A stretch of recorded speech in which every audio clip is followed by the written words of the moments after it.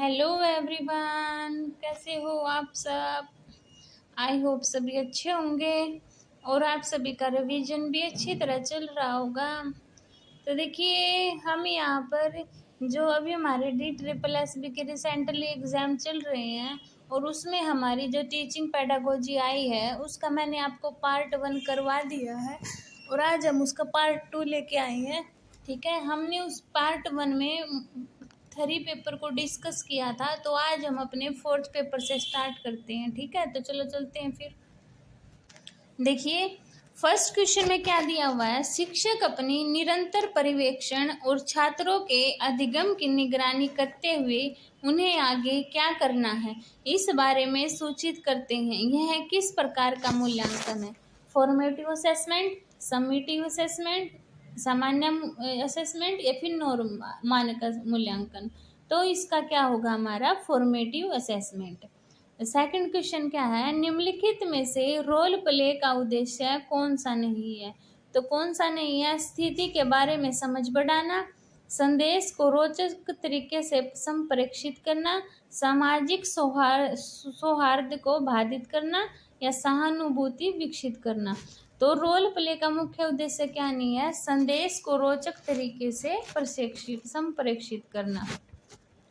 Third question, एक constructivist शिक्षक शिक्षार्थी की जिज्ञासा को कैसे बढ़ावा देता है। छात्रों से उत्तर याद करने को कहना, केवल पाठ्य पुस्तक पढ़ाई देना, बहुविकल्पीय प्रश्न पत्र देना या खुला प्रश्न पूछना और शिक्षार्थी द्वारा उत्पन्न प्रश्नों को बढ़ावा देना। तो एक कंस्ट्रक्टिविस्ट शिक्षक शिक्षार्थी की जिज्ञासा को कैसे बढ़ावा देता है। खुला प्रश्न पूछना और शिक्षार्थी द्वारा उत्पन्न प्रश्नों को बढ़ावा देना। अभी देखिए आपका फोर्थ क्वेश्चन। फोर्थ क्वेश्चन में क्या है, व्यक्तिवादी अंतरों से क्या लाभ होता है। तो व्यक्तिवादी अंतरों से क्या लाभ होता है। छात्रों की उपेक्षा करना, कुछ छात्रों को कक्षा से बाहर करना, होशियार छात्रों पर ध्यान केंद्रित करना या पाठ्यक्रम सामग्री की योजना बनाना। तो व्यक्तिवादी अंतरों से क्या है लाभ होता है। पाठ्यक्रम सामग्री की योजना बनाना। फिफ्थ क्वेश्चन, कंस्ट्रक्टिविस्ट कक्षा में शिक्षक की मुख्य भूमिका क्या होती है। मूल्यांकनकर्ता, अनुशासन समर्थक, सहायक या ज्ञान संप्रेषक। तो क्या होती है कंस्ट्रक्टिविस्ट क्लासरूम की सहायक की। अभी 6 क्वेश्चन देखिए, किस अधिनियम के तहत पुनर्वास और विशेष आवश्यकताओं के क्षेत्र में काम करने वाले सभी योग्य पेशेवरों और कर्मचारियों का एक केंद्रीय पुनर्वास रजिस्टर बनाए रखना अनिवार्य है। तो कब है वो। भारत पुनर्वास परिषद अधिनियम 1992। 7 क्वेश्चन, सामग्री विश्लेषण किस प्रकार के अधिगम को बढ़ावा देता है। तो सामग्री विश्लेषण व्यवस्थित और सार्थक अधिगम को बढ़ावा देता है। 8 क्वेश्चन क्या है आपका, जोसेफ नोवाक के अनुसार शिक्षार्थी के पूर्व अनुभव के आधार पर नया ज्ञान कैसे निर्मित होता है। बच्चे के भावात्मक अनुशासन के माध्यम से, केवल रटने के माध्यम से, पूर्व और वर्तमान अनुभव के बीच संबंधों के माध्यम से, केवल पाठ्य पुस्तकों और नोट्स देकर। तो देखो कौन सा होगा हमें, केवल का है कैंसल, फोर्थ भी कैंसल। तो इन दोनों में से बच्चों के भावात्मक अनुशासन के माध्यम से ये भी नहीं होगा। तो क्या होगा सी, पूर्व और वर्तमान अनुभव के बीच संबंधों के माध्यम से। 9 क्वेश्चन देखिए आपका, कई पाठ्यक्रमों में लड़कियों को निम्नलिखित के रूप में रूढ़िबद्ध किया जाता है। किसमें, नाजुक और सौंदर्यवादी प्रवृत्ति। 10 क्वेश्चन, निम्नलिखित में से कौन सी शिक्षण विधि शिक्षक केंद्रित है। परियोजना आधारित विधि, व्याख्यान विधि, भूमिका निभाना, संगोष्ठी। तो शिक्षण विधि शिक्षक केंद्रित का क्या है, लेक्चर, व्याख्यान। 11 क्वेश्चन, मस्तिष्क की मूल इकाई या संरचना को क्या कहते हैं। तो उसको बोलते हैं न्यूरॉन। क्या बोलते हैं, न्यूरॉन। 12 क्वेश्चन देखिए आपका, शिक्षण में सामग्री विश्लेषण का मुख्य लक्ष्य क्या है। तो शिक्षण में सामग्री विश्लेषण का मुख्य लक्ष्य है अपना परीक्षाओं को आसान बनाना, नहीं। पाठ्य पुस्तक की लागत कम करना, नहीं। नई पाठ्य पुस्तक बनाना, ये भी नहीं है। तो क्या होगा, पाठ्य पुस्तक की सामग्री को सरल और सार्थक तरीके से प्रस्तुत करना। डी ऑप्शन क्या हो गया हमारा, राइट हो गया। 13 क्वेश्चन, सामग्री संसाधन चुनते समय एक महत्वपूर्ण पहलू क्या सुनिश्चित करना है। केवल महंगे ब्रांड का उपयोग करना, केवल की बात आ गई तो कैंसिल। स्थानीय भाषा का त्याग, ये भी नहीं हो सकता। अधिकतम रंग और सजावट, नहीं। तो क्या आएगा, सांस्कृतिक विशिष्टता और पक्षपात का अभाव, यानी कि बी ऑप्शन राइट हो गया। अभी 14 क्वेश्चन देखिए, निम्नलिखित में से कौन सी चर्चा का प्रकार है जिसमें किसी समस्या या उसके विभिन्न पहलुओं या विषयों पर व्यवस्थित रूप से आलेख या भाषण प्रस्तुत किए जाते हैं। तो कौन सा है, संगोष्ठी। क्या होगा, संगोष्ठी। 15 क्वेश्चन, IEDC योजना के तहत कौन से बच्चों को शिक्षक के रूप में पहचाना जाता है। तो कौन से बच्चों को, मानसिक रूप से मंद बच्चों को। अभी देखिए आपका 16 क्वेश्चन में क्या दिया है, एक पाठ्य पुस्तक में निम्नलिखित में से कौन सा लड़कों को दिया जाने वाला रूढ़िबद्ध व्यवहार संकेत हो सकता है। बड़े बच्चे नहीं रोते, अच्छा। हमेशा साझा करें, ये नहीं हो सकता। कलात्मक बनो, ये भी नहीं। प्रकृति का सम्मान करो, ये भी नहीं हो सकता। क्या होगा कि बड़े बच्चे रोते नहीं है। तो ए ऑप्शन क्या हो गया मेरा, राइट हो गया। 17 क्वेश्चन क्या है आपका, चयनात्मक श्रवण क्या है। तो चयनात्मक श्रवण क्या है आपका, भाषण के केवल कुछ हिस्सों को सुनना और याद रखना, ठीक है। 18 क्वेश्चन देखिए, शिक्षण अधिगम प्रक्रिया में शिक्षक किस मूल्यांकन का निरंतर उपयोग करते हैं जो विवरणात्मक प्रतिक्रिया प्रदान करता है। Assessment for learning, assessment of learning, assessment as learning या असेसमेंट बाय लर्निंग। तो क्या होगा इसका, असेसमेंट फॉर लर्निंग। 19 क्वेश्चन देखिए अपना, स्पष्ट रूप से परिभाषित सामाजिक परिस्थितियों के संदर्भ में दो या दो से अधिक व्यक्तियों द्वारा भूमिकाओं को सहज अभिनय क्या कहा जाता है जो संपूर्ण कक्षा के बाद चर्चा के लिए होते हैं। बहस, पैनल चर्चा, परियोजना विधि या फिर भूमिका निभाना। तो कौन सा होता है हमारा, भूमिका निभाना, ठीक है। अभी देखिए आपका 20 क्वेश्चन में क्या दिया है, ब्रॉड फील्ड दृष्टिकोण का उद्देश्य है। तो ब्रॉड फील्ड दृष्टिकोण का आपका उद्देश्य क्या है, संबंधित विषय वस्तु को एकीकृत पाठ्यक्रम में समाहित करना। अभी आ गया आपका 5th मॉक टेस्ट। अभी 5th में देखिए, फर्स्ट क्वेश्चन में क्या दिया हुआ है, निम्नलिखित में से कौन सा सीखने के व्यवहारवादी दृष्टिकोण का सबसे अच्छा प्रतिनिधित्व करता है। किसका, व्यवहारवादी दृष्टिकोण का। सीखना पुनरुत्थान और दंड द्वारा आकारित होता है। सीखना व्यक्तिगत अर्थ निर्माण के माध्यम से बनता है। सीखना दूसरों के अवलोकन और अनुकरण के माध्यम से होता है। सीखना अंतर्निहित जैविक विकास का परिणाम है। तो क्या है, सीखना पुनरुत्थान और दंड द्वारा आकारित होता है। सेकंड क्वेश्चन, स्कूल पाठ्यक्रम में एक सामान्य लिंग समस्या क्या है। बहुत अधिक विज्ञान विषय, पाठ्य पुस्तकों में लिंग, डिजिटल उपकरणों का उपयोग, पुरुष शिक्षकों की कमी। तो क्या है, पाठ्य पुस्तकों में लिंग। थर्ड क्वेश्चन क्या है, डैश महिलाओं और पुरुषों के बीच सांस्कृतिक और सामाजिक भेद को क्या बोलते हैं, उसको जेंडर। अच्छा, अभी फोर्थ क्वेश्चन देखिए आपका, अनुभवात्मक अधिगम सिद्धांत किस तत्वों के महत्व पर बल देता है। स्थिर बुद्धिमत्ता, मानकीकृत परीक्षण, व्यवहारिक गतिविधियां, निष्क्रिय ग्रहण। तो अनुभवात्मक अधिगम हमारा व्यवहारिक गतिविधियों के ऊपर बल देता है। 5th क्वेश्चन, कक्षा में बहुभाषावाद का एक मान्यता प्राप्त लाभ क्या है। कक्षा प्रबंधन में कठिनाई उत्पन्न करना, ये नहीं होगा। छात्र अभिव्यक्ति को सीमित करता है, ये भी नहीं होगा। समग्र शैक्षणिक उपलब्धि को धीमा करता है, ये भी नहीं होगा। क्या होगा, सांस्कृतिक समझ को प्रोत्साहित करता है। तो डी ऑप्शन क्या है आपका, राइट हो जाएगा। अब ये स्टेटमेंट है आपकी, इसको पढ़ो। कला को परिभाषित करने के अपने प्रयास में डैश ने स्वीकार किया कि मैं कला को परिभाषित नहीं करूंगा, बल्कि इसके अस्तित्व के कारण पर प्रश्न करूंगा और यह पता लगाने की कोशिश करूंगा कि क्या इसका उद्गम किसी सामाजिक उद्देश्य से है या हमारे सौंदर्यात्मक आनंद की पूर्ति की आवश्यकता से, या क्या यह अभिव्यक्ति की किसी प्रेरणा से उत्पन्न हुआ है जो हमारे अस्तित्व की प्रेरणा है। तो ये हमारे रविंद्रनाथ टैगोर जी ने कहे थे। अभी देखिए सेवंथ क्वेश्चन में क्या दिया हुआ है, विषयों की तुलना में एक अनुशासन सामान्यतः ज्ञान को कैसे बनाता है। कैसे? एक अनुशासन एक विषय की तुलना में कम संरचित होता है। एक अनुशासन ज्ञान को व्यापक क्षेत्रों में व्यवस्थित करता है, जबकि विषय विशिष्ट विषय पर केंद्रित होता है। या अनुशासन और विषय दोनों समान रूप से ज्ञान व्यवस्थित करते हैं। एक अनुशासन विषय की तुलना में अधिक संकीर्ण फोकस रखता है।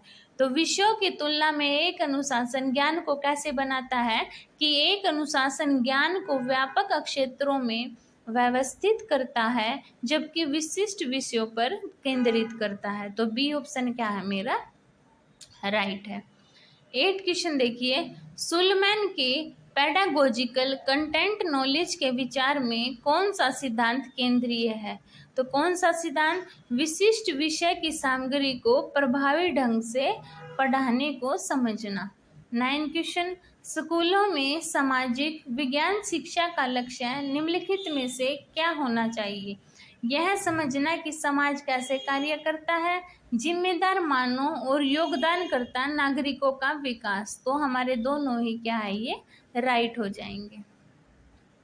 अभी आपका 10 क्वेश्चन देखिए, 10 क्वेश्चन में क्या, निम्नलिखित चरणों वाला पाठ योजना के लिए कौन सा उपागम है। प्रस्तावना, प्रस्तुति, संगठन, तुलना और मूल्यांकन। तो कौन सा है? हर्बर्टियन उपागम। 11 क्वेश्चन, छात्रों को अपना स्वयं का ज्ञान बनाने में क्या मदद करता है। निष्क्रिय सुनना नहीं, तथ्यों को याद करना नहीं, बोर्ड से नकल करना नहीं। तो क्या आएगा? सक्रिय भागीदारी। 12 क्वेश्चन, निम्नलिखित में से कौन सा शिक्षक की पाठ्यक्रम योजना बनाते समय भूमिका नहीं है। तो कौन सा नहीं है? ट्रांस एक्टर यानी कि कार्यान्वयन करता। 13 क्वेश्चन, कौन सा आकलन अधिगम अवधि के पूरा होने के बाद अनुदेश की प्रभावशीलता का आकलन करने के लिए डिजाइन किया गया था। तो कौन सा किया गया था? समेटिव असेसमेंट जो हमारा डिजाइन किया गया था। अभी 14 क्वेश्चन देखिए, समावेशी शिक्षा नीतियां विकलांग छात्रों की आवश्यकताओं को कैसे पूरा करती है। तो कैसे पूरा करती है? देखो सेकंड में केवल आ गया तो कैंसिल, उन्हें मानकीकृत स्टैंडर्डाइजेशन का भी जाएगा वो भी कैंसिल होगा, उनके लिए अलग पाठ्यक्रम और कक्षा बनाकर ये भी नहीं होगा। सामान्य समावेशी शिक्षा क्या कहती है? सभी को एक साथ करके पढ़ाना ना, तो सामान्य पाठ्यक्रम पहुंच को संशोधित करके। तो ए ऑप्शन क्या है मेरा राइट है। 15 क्वेश्चन, ब्लूम की टैक्सोनॉमी में उच्च स्तरीय सोच कौशल के मूल्यांकन में अक्सर क्या शामिल होता है? क्या शामिल होता है? ज्ञान का प्रयोग और विश्लेषण। अभी आपका 16 क्वेश्चन देखिए, निम्नलिखित में से कौन सा कथन वृद्धि और विकास के बीच संबंध का सर्वोत्तम वर्णन करता है। तो कौन सा करता है कि वृद्धि हमारी मात्रात्मक है और विकास हमारा गुणात्मक है। 17 क्वेश्चन, जैविक परिवर्तन की प्राकृतिक प्रक्रियाओं का वर्णन करने के लिए निम्नलिखित में से किस शब्द का उपयोग किया जाता है।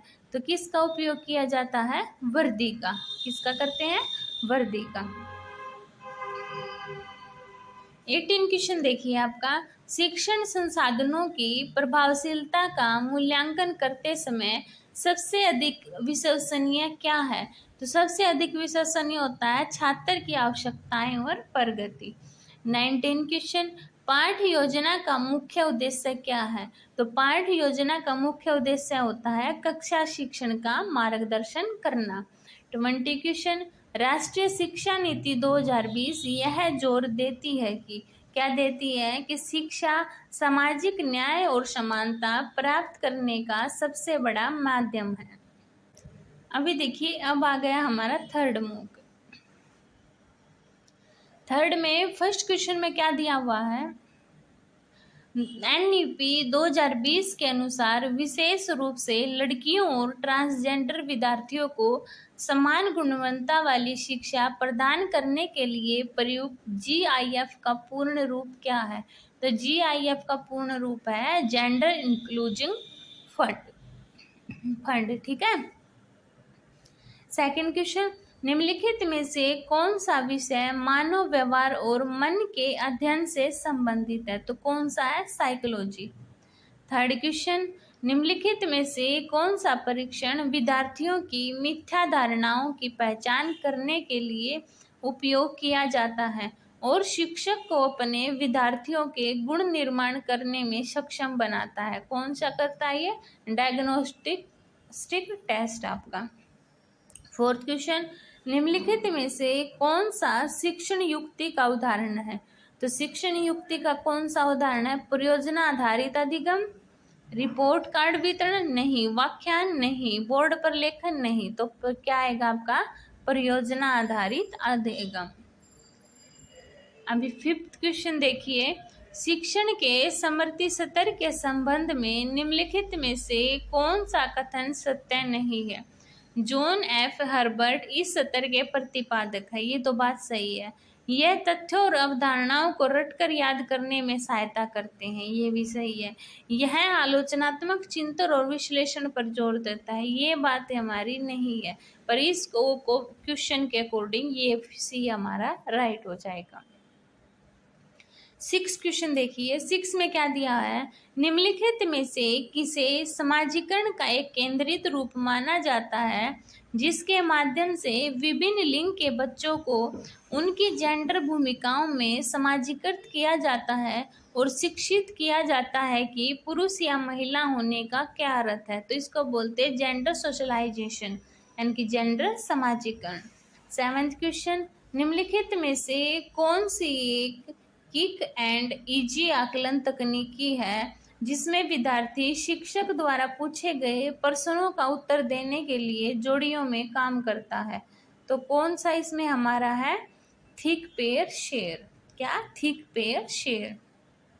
8 क्वेश्चन, निम्न में से किस विद्या शाखा विषय में मानव व्यवहार और समाज का अध्ययन किया जाता है। किसमें, समाज शास्त्र, सोशोलॉजी में। 9 क्वेश्चन, शिक्षण अधिगम में किसी संस्कृति या समाज में लोगों द्वारा बनाए और उपयोग किए जाने वाली वास्तविक वस्तुओं जैसे उपकरण, बर्तन, कला वस्तुओं और कपड़ों का उपयोग निम्नलिखित में से किस रूप में जाना जाता है। किसमें, रीलिया में। 10 क्वेश्चन क्या है आपका, कक्षा में लोकतांत्रिक सहभागिता को सक्षम बनाने का क्या अर्थ है। विशेषाधिकार प्राप्त विद्यार्थियों को सशक्त बनाना, नहीं। कक्षा में अनियंत्रित परिस्थिति, नहीं। राजनेताओं को कक्षा में प्रवेश की अनुमति, नहीं। तो क्या है, कमजोर और हाशिए पर पड़े विद्यार्थियों को सशक्त बनाना। 11 क्वेश्चन, विविध कक्षा के लिए अधिगम संसाधनों का चयन करते समय कौन सा कारक सबसे महत्वपूर्ण है। सांस्कृतिक प्रासंगिकता और समावेशिता, ये हो सकता है। सामग्री की लोकप्रियता, नहीं। संसाधन की लागत, नहीं। विषय वस्तु का विस्तार, ये भी नहीं। तो ए ऑप्शन क्या है मेरा, राइट है। 12 क्वेश्चन, संज्ञानात्मक विकास से क्या तात्पर्य है। तो क्या है, बौद्धिक क्षमताओं और चिंतन प्रक्रियाओं का विकास। 13 क्वेश्चन, किसी बच्चे के विकास के दौरान संश्लेषण एक संचयी प्रक्रिया है जिसमें 4 मूल तत्वों अर्थात कौन कौन से हैं, अनुभव, परिपक्वता, साम्यधारण, सामाजिक संप्रेषण शामिल होते हैं। 14 क्वेश्चन, भारत में किस सरकारी पहल ने पहली बार मुख्य धारा की शिक्षा के अंतर्गत विशेष आवश्यकता वाले बच्चों के लिए सहायता सेवाएं संचालित की। तो किसने की थी वो, निःशक्त बच्चों के लिए एकीकृत शिक्षा योजना। 15 क्वेश्चन देखिए आपका। 15 क्वेश्चन में क्या दिया हुआ है, पाठ्यचर्या में भाषा मुख्यतः किसको बढ़ावा देती है। तो पाठ्यचर्या में भाषा मुख्यतः सभी विषयों में भाषा कौशल का विकास करने को बढ़ावा देती है। 16 क्वेश्चन, निम्न में से कौन सा पाठ्यक्रम विकासात्मक उपागम विद्यार्थियों की व्यक्तिगत आवश्यकताओं, अभिरुचियों और पूर्व अनुभव पर केंद्रित करके उनकी सक्रिय सहभागिता को प्राथमिकता देता है। कौन सा, शिक्षार्थी केंद्रित उपागम। 17, शिक्षा में भूमिका निर्वहन का मुख्य उद्देश्य क्या है। तो शिक्षा में भूमिका निर्वहन का मुख्य उद्देश्य है आपका सक्रिय सहभागिता और सह संवेदना को प्रोत्साहित करना। 18 क्वेश्चन क्या है आपका, सामाजिक विज्ञान शिक्षण के माध्यम से निम्नलिखित में से क्या विकसित होगा। राष्ट्रवाद, किसी विशेष धर्म का पक्ष लेना नहीं, किसी विशेष संस्कृति नहीं, किसी विशेष क्षेत्र नहीं, क्या होगा, नेशनलिज्म यानी कि राष्ट्रवाद। 19 क्वेश्चन क्या है आपका, पाठ योजना में विषय सामग्री विश्लेषण क्यों महत्वपूर्ण है। क्यों महत्वपूर्ण है, क्योंकि जो सिखाया जाता है उसके साथ उद्देश्य को संरेखित करने के लिए। 20 क्वेश्चन, गहन अधिगम उपागम अपनाने वाले विद्यार्थियों की निम्नलिखित विशेषताएं होती हैं, निम्न में से कौन सी नहीं। तो गहन अधिगम की कौन सी नहीं होती वो बतानी है। यह कार्य के विभिन्न पहलुओं या हिस्सों को अन्य कार्य से असंबद्ध देखता है। अच्छा, यह कार्य में निहित अर्थ खोजता है, ये तो सही बात है, खोजता है। यह शैक्षणिक कार्य में रुचि रखता है और उसे करने में आनंदित होता है, ये भी सही है। यह कार्य के पहलुओं या हिस्सों को एक साथ जोड़ता है, ये भी सही बात है। बस क्या है, ए ऑप्शन हमारा इस क्वेश्चन के अकॉर्डिंग, यानी कि ये जो गहन अध्ययन की है बात ये नहीं होती, क्या कि यह कार्य के विभिन्न पहलुओं या हिस्सों को अन्य कार्यों से असंबद्ध देखता है। ठीक है, तो ये थे हमारे आज के 3 मॉडल टेस्ट पेपर। मैंने आपको 60 क्वेश्चन करवा दिए हैं, आप इनको रिवाइज करना। अगर किसी को डाउट है तो कमेंट सेक्शन में बता देना, मैं आपके डाउट क्लियर कर दूंगी। अगर आपको मेरी वीडियो पसंद आती है तो प्लीज़ चैनल को लाइक कीजिए, शेयर कीजिए, वीडियो को शेयर कीजिए, चैनल को सब्सक्राइब कीजिए। मिलते हैं नेक्स्ट वीडियो में, तब तक के लिए बाय बाय।